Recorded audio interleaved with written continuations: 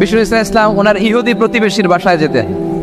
এক ইহুদি কিশোর বিষ্ণু ইসলামের খেদমত করতে, ইহুদি ছেলে আমার নবীর খেদমত করতো, তারা ছিল নবীর প্রতিবেশী। তো অনেক দিন হয় ইহুদি ছেলেটা আসে না। বিষ্ণুনবী খোঁজ দিলেন, ঘটনা কি? একটা ইহুদি ছেলে না আমার খেদমতে আসতো, ছেলেটা কই? খোঁজ নিয়ে জানলেন ছেলেটা অসুস্থ। বিষ্ণু ইসলাম ওই ইহুদির বাড়িতে চলে গেলেন ওই ছেলেটাকে দেখা করার জন্য, ভিজিট করার জন্য। সুবহানাল্লাহ পড়বেন না? গেলেন, যে দেখে ইহুদি ছেলেটা মুমূর্ষ, জান জান যায় যায় ভাব, বিছানায় পড়ে আছে, তার বাবা দাঁড়ানো। বিশ্বনবী তার মাথার পাশে বসলেন, মাথায় হাত বুলিয়ে দিলেন, আর ছেলেটাকে বললেন আসলিম, হে ইহুদি ছেলে আসলিম, ইসলাম ধর্ম গ্রহণ করো। তো ছোট্ট ছেলে ভাবে আমরা ইহুদি, এখন ইসলাম ধর্ম গ্রহণ করলে আব্বা যদি বকা দেয়। ফানাযারা ইলা ওয়াজহি আবি, ছেলেটা তার বাবার চেহারার দিকে তাকালো, দেখি আব্বা কি কয়। আব্বা যদি বলে তাইলে ইসলাম ধর্ম গ্রহণ করবো। ইহুদি ছেলেটা তার বাবার দিকে যখন তাকালো, ওর বাবা বলে আতিয়া আবুল কাসিম, আবুল কাসিম যা বলে তাই করো। আবুল কাসিম হচ্ছে বিষ্ণু ইসলামের একটা কুনিয়াত, উপনাম। আমার রাসূলের বড় ছেলের নাম ছিল কাসেম। যেমন দেখবেন আমাদের এলাকায় কারো ছেলের বড় ছেলের নাম যদি হয় আব্দুল্লাহ, এরা আব্দুল্লাহর বাপ বলে ডাকে। কারো বড় মেয়ের নাম যদি হয় ফাতেমা, এরা কি ডাকে? ফাতেমার বাপ বলে না? তো বিষ্ণু ইসলামের বড় ছেলের নাম ছিল কাসেম। ইহুদি বাবা বলল আতিয়া আবুল কাসেম, আবুল কাসেম যা বলে তাই শোনো, মানে মোহাম্মদ যা বলে তাই শোনো। এই কথা শুনে ছেলে সাহস পাইছে, ছেলে আবার পড়তে আরম্ভ করলো আশহাদু আল্লাহ ইলাহা ইল্লাল্লাহ ওয়া আশহাদু আন্না মুহাম্মাদার রাসূলুল্লাহ, পড়েন আল্লাহু আকবার। বিশ্বনবীর আহ্বান শুনে ওই আহ্বানে সাড়া দিয়ে ইহুদি ছেলে শাহাদা পড়ে মুসলমান হয়ে গেল। তার হৃদয়টার ঈমানের নূর দিয়ে আলোকিত করে দিল কে?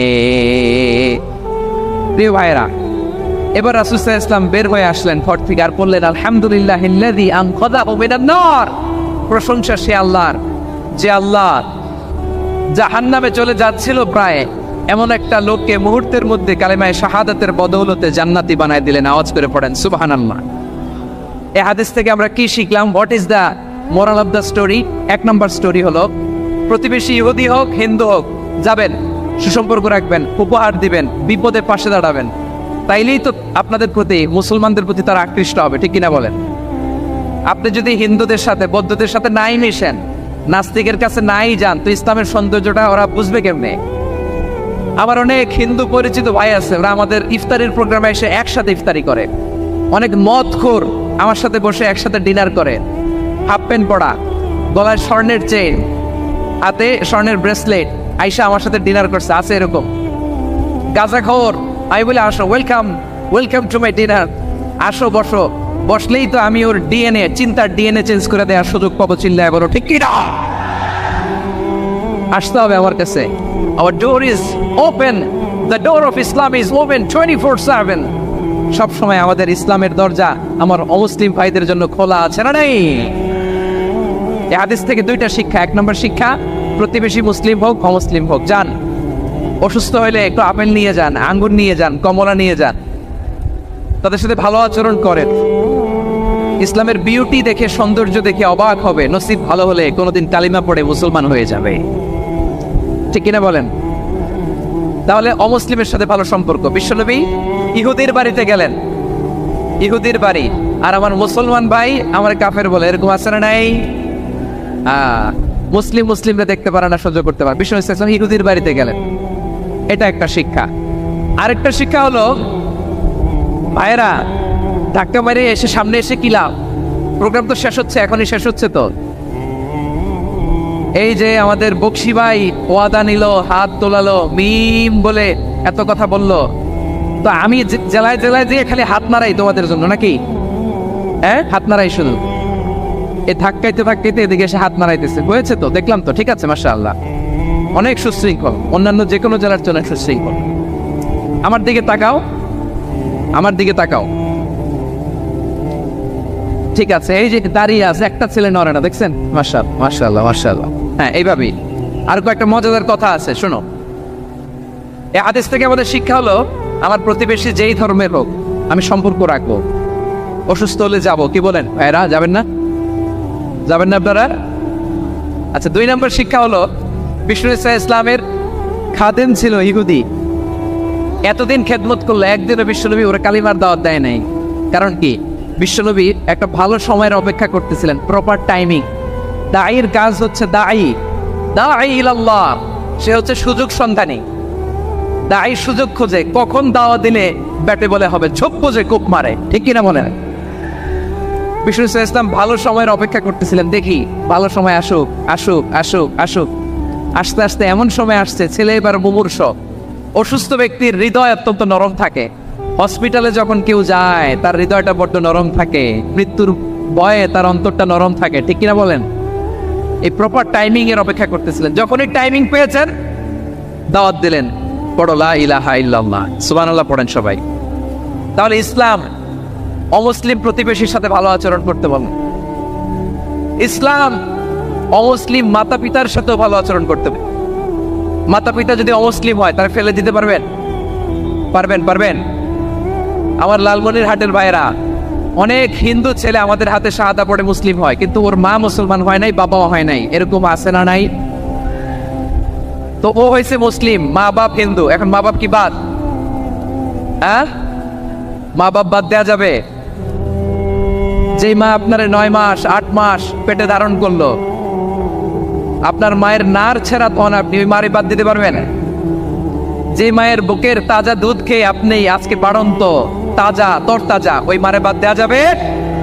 মায়ের এক ধারে দুধের দাম, কাটিয়া গায়ের চাম, পাপোশ বানাইলে ঋণের শোধ হবে না। এমন দরদি ভাবে কেউ হবে না আমার মাহা গো। মায়ের এক ধারে দুধের দাম, কাটিয়া গায়ের চাম, পাপোশ বানাইলে ঋণের শোধ হবে না। এমন দরদি ভাবে কেউ হবে না আমার মাহা, ঠিক কিনা? মাকে তো বাদ দেওয়া যায় না। وقضى ربك ألا تعبدوا إلا إياه وبالوالدين إحسانا। আল্লাহ বলে অবধারিত 2টা ভার্ডিক্ট তোমাদের জন্য, এক আল্লাহর ইবাদত করবা আর মা বাবার প্রতি ইহসান করবা। আদেশটা কার? মা বাবার প্রতি ইহসান করতে হবে। আমার মা হিন্দু হোক, ভালো আচরণ করতে হবে, বৌদ্ধ হোক, ভালো আচরণ করতে হবে। আমার যে সমস্ত হিন্দু ভাইয়েরা মুসলিম হয়েছ, তোমাদের মা বাবা এখনো মুসলমান হয় নাই, তাদের সাথে ভালো আচরণ করতে হবে। আপনাদের খেদমত নিজে করতে হবে, অথবা খেদমতের ব্যবস্থা করাই দিতে হবে। মান্থলি যে খরচ লাগে এটা দিতে হবে। আরে তুমি এখন মুসলিম, তোমার মা বাবা হিন্দু, এখনই তো সুযোগ ইসলামের সৌন্দর্য দেখানো। এখন মা বাবা যদি দেখে আরে এটা হিন্দু থাকতে তো বদমাইশ ছিল, বেয়াদব ছিল, কি এমন ধর্ম সে গ্রহণ করলো যেটা গ্রহণের সাথে সাথে সে পাল্টে গেল? কি এমন ধর্ম সে গ্রহণ করেছে যেটা তার জীবনকে আলোকিত করে দিয়েছে? নসিব ভালো হইলে তারাও কালিমা পড়ে মুসলমান হয়ে যাবে। বিশ্ব ইসলামের স্ত্রীর নাম ছিল আয়েশা রাদিয়াল্লাহু তাআলা আনহা, আবু বকর রাদিয়াল্লাহু তাআলা আনহুর মেয়ে। আবু বকর রাদিয়াল্লাহু তাআলা আনহুর আরেক মেয়ের নাম হচ্ছে আসমা। কি নাম? দুজনই আবু বকর রাদিয়াল্লাহু তাআলা আনহুর মেয়ে, আসমা আর আয়েশা। নাম দুটো কেমন লাগে? আসমা নামটা কেমন লাগে? আয়েশা নামটা কেমন লাগে? সবার ভালো লাগে নাই? নাম দুটো আপনাদের ভালো লাগে? লালমনিরহাটে অনাগত যদি কন্যা সন্তান হয়, যদি মনে চায় আসমা রেখে দিতে পারবেন, যদি মনে চায় আয়েশা রেখে দিয়েন। দেশে বিদেশে এয়ারপোর্টে রাস্তাঘাটে শুধু বলে হুজুর একটা নাম দেন, আমার ছেলের একটা নাম দেন, মেয়ের একটা নাম দেন। তো আমার মনে আছে যশোরের 8 দিনের মাহফিলে আমি 1-2টা নাম দিয়েছিলাম। আজকে লালমনিরহাটের এই প্রোগ্রামে কন্যা সন্তান যদি হয় 2টা নাম দিলাম, আসমা কিংবা আয়েশা। ইনশাআল্লাহ পড়েন। দুজন বোন, এক মায়ের নাম, বাবা এক মা 2জন। আয়েশা রাদিয়াল্লাহু তাআলা আনহার মায়ের নাম উম্মে রুমান, আর আসমা রাদিয়াল্লাহু তাআলা আনহার মায়ের নাম কুতাইলা বিনতে আব্দুল উজ্জা। আবু বকর রাদিয়াল্লাহু তাআলা আনহু 4টা বিয়ে করেছিলেন। তো একই ঘটনা ঘটেছে এই ফ্যামিলিতে। আসমা ইসলাম ধর্ম গ্রহণ করে মুসলিমা, কিন্তু তার মা কুতাইলা মুশরিকা। আই রিপিট, বোঝার জন্য আমি আবারও বলি, আসমা রাদিয়াল্লাহু তাআলা আনহা মুসলিমা, আর আসমার মা কোতাইলা, আওয়াজ করে বুঝে থাকলে বলেন, আসমার মা মুশরিকা। তার মানে মেয়ে মুসলিম, মা অমুসলিম, বেজাল আছে না নাই? কিন্তু কোতাইলা আর ধৈর্য ধারণ করতে পারে না। নার ছেড়া ধন, কলিজার টুকরা ধন, কলিজার টুকরা সন্তান আসমারে দেখতে বড্ড মন চায়। সাইয়েদনা আসমা রাদিয়াল্লাহু তাআলা আনহা মক্কা থেকে হিজরত করে মদিনায় চলে গেলেন হুদাইবিয়ার পর।